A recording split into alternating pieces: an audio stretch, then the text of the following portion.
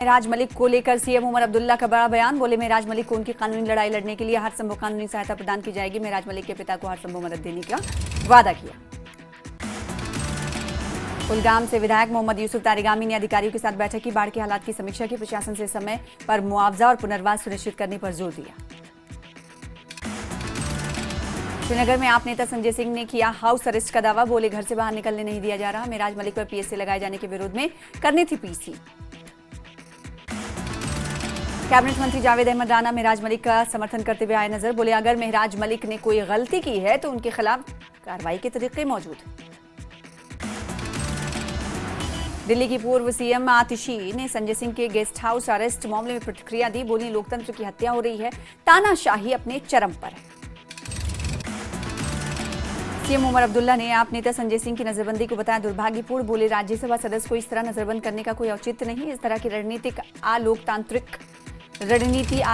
है। जो भी ऐसा कर रहा है उसे आत्मचिंतन करना चाहिए।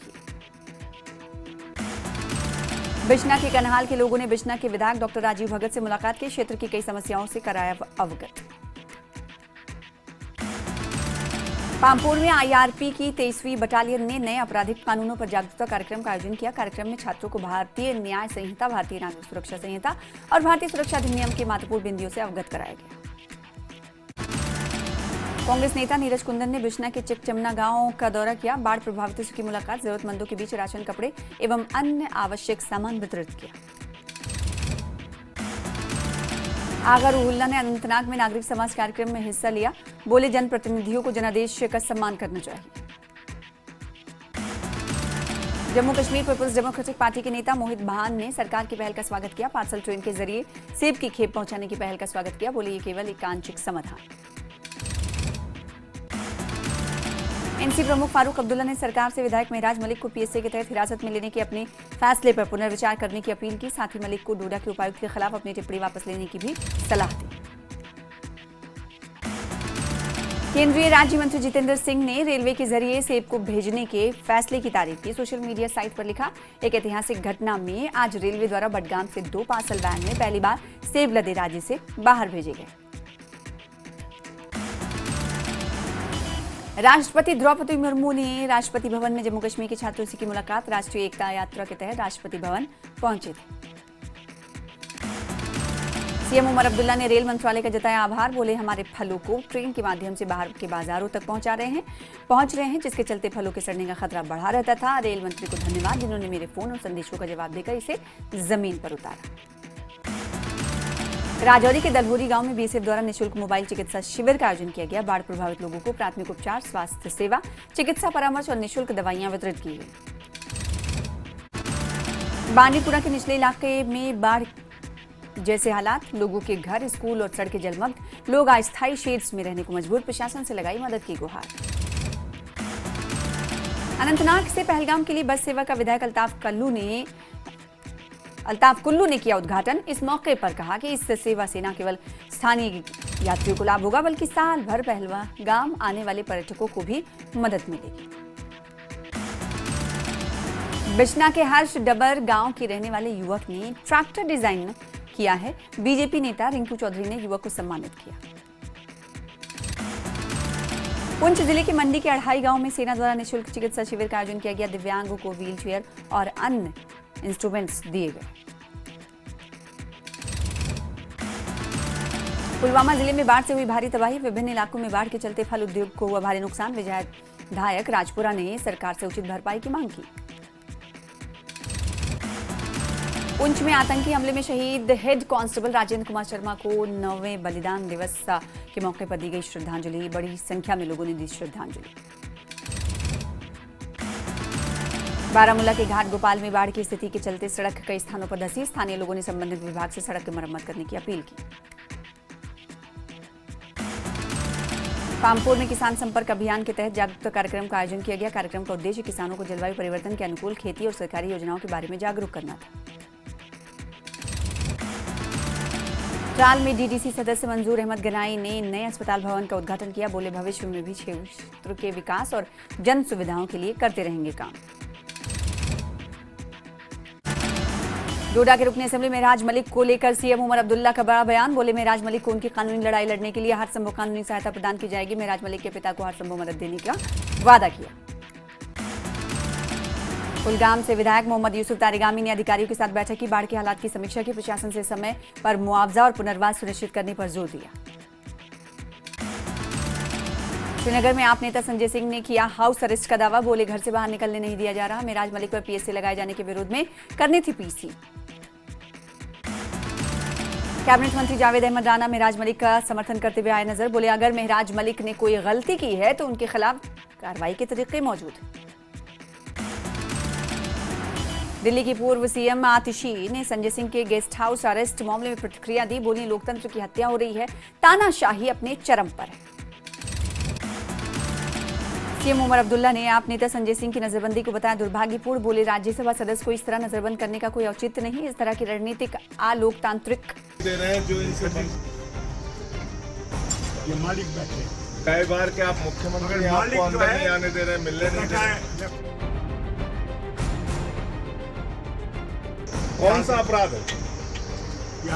वो मेंबर ऑफ पार्लियामेंट है, इस राज्य के कई बार मुख्यमंत्री रह चुके हैं। मैं मेंबर ऑफ पार्लियामेंट हूँ, आप मिलने क्यों नहीं दे रहे?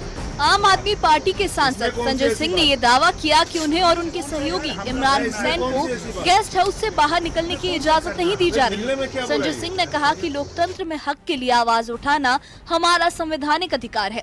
मेहराज मलिक की गिरफ्तारी के खिलाफ प्रेस कॉन्फ्रेंस थी, लेकिन हमें गेस्ट हाउस से बाहर नहीं निकलने दिया जा रहा। ये प्रेस कॉन्फ्रेंस आम आदमी पार्टी की डोडा विधायक मेहराज मलिक पर लगाए गए पब्लिक सेफ्टी एक्ट के विरोध में आयोजित की जानी थी। लोकतंत्र के अंदर हक के लिए आवाज उठाना ये हमारा संवैधानिक अधिकार है, लोकतांत्रिक अधिकार है। और आज मेहराज मलिक के गिरफ्तारी के खिलाफ आंदोलन था, प्रेस कॉन्फ्रेंस थी, लेकिन तानाशाही का आलम यह है कि आप देख सकते हैं कि गेट पे पुलिस लगी हुई है, पूरा इसको छावनी बना के रखा हुआ है। किसी को बाहर जाने की इजाज़त नहीं है, प्रेस कॉन्फ्रेंस करने की इजाज़त नहीं है, किसी को भी बताने को भी तैयार नहीं है कि किस वजह से रोका गया है, क्यों यहाँ पे रोका गया है। मुझे, इमरान हुसैन जो यहाँ के प्रभारी हैं, हमारे पूर्व मंत्री हैं, एमएलए हैं, तो ये एक आप देख सकते हैं कि किस प्रकार की तानाशाही चल रही है कि प्रशासन ये तक बताने के लिए तैयार नहीं है कि क्यों, किस वजह से हमें रोका गया है। डोडा से आम आदमी पार्टी के विधायक मेहराज मलिक के खिलाफ हाल ही में पीएसए के तहत कार्रवाई की गई है। संजय सिंह इस कार्रवाई को गैर कानूनी मानते हैं और उसके खिलाफ प्रेस कॉन्फ्रेंस और धरना आयोजित करने की उन्होंने योजना बनाई थी, लेकिन संजय सिंह के मुताबिक पुलिस ने गेस्ट हाउस को घेर लिया और उन्हें बाहर निकलने से रोक दिया। उन्होंने अपने ट्वीट में लिखा कि ये लोकतंत्र में लोगों की आवाज दबाने की कोशिश है। इस घटना ने श्रीनगर में तनाव को और बढ़ा दिया। नेशनल कॉन्फ्रेंस अध्यक्ष फारूक अब्दुल्ला संजय सिंह से मिलने गेस्ट हाउस पहुंचे, लेकिन गेट बंद होने की वजह से उन्हें बाहर ही रहना पड़ा। फारूक अब्दुल्ला ने इस मामले पर कहा कि प्रदर्शन करना सबका हक है, प्रेस कॉन्फ्रेंस से क्या दिक्कत है। उपराज्यपाल मनोज सिन्हा अधिकारों का गलत इस्तेमाल कर रहे हैं, नेपाल की हिंसा से सबक लेना चाहिए। उन्होंने ये भी चेतावनी दी कि ऐसी कार्रवाइयां सियासी तूफान खड़ा कर सकती है। वहीं किश्तवाड़ से पीडीपी युवा अध्यक्ष एडवोकेट शहबाज जहूर शेख ने भी इस पर प्रतिक्रिया दी है। सिटिंग एमएलए डोडा के हैं, उन पर जो पीएसए लगाया गया है ये सरासर गलत है। मेरी नज़र में ये पीएसए नहीं है, बल्कि इसको बीएसए का नाम देना चाहिए, क्योंकि ये ब्यूरोक्रेटिक सेफ्टी एक्ट होना चाहिए, क्योंकि ये ब्यूरोक्रेट्स को सेव करने के लिए ये एक्ट लगाया गया है। मेहराज मलिक ने अगर कोई गलत काम किया था तो उसके लिए कानून के दायरे थे। डिफेमेशन का केस करते अगर डिप्टी कमिश्नर डोडा को इतनी ही पर्सनली उनकी बातें लगी थी तो उन्हें चाहिए था कि कानून के दायरे में रहकर उन पर मुकदमा करते डिफेमेशन का, और मेहराज मलिक को भी मौका मिलता वो अपनी बात रखते, फिर एक फ्री एंड फेयर ट्रायल चलता। उसके बाद ये साबित होता कि किसकी गलती है, चाहे डीसी इन्वॉल्व था चाहे मेहराज मलिक इन्वॉल्व था। सीएम उमर अब्दुल्ला ने आप नेता संजय सिंह की नजरबंदी को दुर्भाग्यपूर्ण और गैर लोकतांत्रिक बताया। उन्होंने मेहराज मलिक को कानूनी मदद का भरोसा दिया और आम आदमी पार्टी को पीएसए मामलों में विशेषज्ञ वकील रखने की सलाह दी। संजय सिंह साहब को बंद रखा गया है, किस वजह, ये वही लोग बता सकते हैं जो इस फैसले के पीछे हैं। बार बार जो है इसी तरह की हरकतें की जा रही हैं। कहने के लिए तो कहते हैं कि जम्मू कश्मीर में सारा कुछ ठीक है, माहौल अच्छा है, लोग खुश हैं, सारा कुछ जो है वो एक नया जम्मू कश्मीर बन रहा है। लेकिन हकीकत ये है कि जब देखो तो ये लोग सख्ती के अलावा और कुछ नहीं करते। इन्होंने सख्ती हमारे साथ की, इन्होंने गलत कानून इस्तेमाल किया है महराज मलिक को गिरफ्तार करने के लिए। गिरफ्तार करने का कोई वजह नहीं। अब चलिए, अगर उनके बिहेवियर में या किसी ऐसे चीज में किसी को शिकायत हो तो असेंबली सेक्रेटेरिएट के साथ उठाइए, स्पीकर साहब से उसके बारे में बात करिए। लेकिन पीएसए कानून एक एमएलए के खिलाफ लगाना वो गलत। इस बीच आम आदमी पार्टी के प्रमुख अरविंद केजरीवाल ने भी इस मुद्दे पर अपनी प्रतिक्रिया दी। उन्होंने सोशल मीडिया पर पोस्ट किया कि संजय सिंह को हाउस अरेस्ट किया गया है और फारूक अब्दुल्ला को उनसे मिलने से रोका गया। केजरीवाल ने इसे जनता की आवाज को दबाने की कोशिश करार दिया। साथ ही उन्होंने इस कार्रवाई को सत्ताधारी पार्टी की ओर से गुंडागर्दी का एक उदाहरण बताया। नेशनल कॉन्फ्रेंस के मंत्री और वन पारिस्थितिकी एवं पर्यावरण विभाग के प्रभारी जावेद अहमद राणा ने कहा कि अगर महराज मलिक से कोई गलती हुई है तो उसके खिलाफ कार्रवाई के बाकी रास्ते मौजूद हैं, लेकिन किसी विधायक पर पीएसए लगाना जायज नहीं ठहराया जा सकता। उन्होंने कहा कि कुछ तत्व ऐसे हैं जो जम्मू कश्मीर की छवि खराब करने पर आमादा हैं। ये जो हुआ है ये गलत हुआ है, पावर का नाजायज फायदा उठाया है। और मैंने हमेशा ये कहा कि ये ड्यूल पावर सिस्टम का कुछ लोग फायदा उठा रहे हैं। और जो मैं ऑनरेबल एलजी साहब को भी कहूंगा कि ये कुछ लोग जो है उनकी छवि को भी बदनाम कर रहे हैं। तो ऐसा नहीं होना चाहिए था कि इलेक्टेड लोगों को कुछ बात कहने पे जो है उन पे पीएसए लग जाए। हाँ, अगर किसी ने कोई गलत बात की है तो उसके लिए हमारे पास डिफरेंट हमारे उसके लिए कानून है। जिस तरीके से का भी एक्शन करेगा, गुनाह करेगा, उसकी सजा उसको मिलनी चाहिए। लेकिन एक ऑनरेबल एमएलए पे पीएसए लगा देना ये कोई इंसाफ की बात नहीं है, गलत। ये पूरा मामला सियासी हलकों में चर्चा का मुद्दा बन गया है। अब ये मामला आगे क्या मोड़ लेगा ये देखना बाकी है। Bureau report, news 18। तो जम्मू कश्मीर की सियासत इन दिनों डोडा के एमएलए महराज मलिक की गिरफ्तारी को लेकर चर्चा में। उन पर पब्लिक सेफ्टी एक्ट लगाया गया है। इस कार्रवाई पर अलग अलग प्रतिक्रियाएं सामने आ रही है। रद्देमल का इजहार किया जा रहा है, कहीं इनका समर्थन किया जा रहा है तो कहीं इसे अधिकारों पर हमला बताया जा रहा है। युवा राजपूत सभा ने इस कदम का समर्थन किया है और एनसीज के खिलाफ बयान दे रही है। ये पूरा मामला है क्या, किसकी क्या राय है, इस खास रिपोर्ट में देखिए।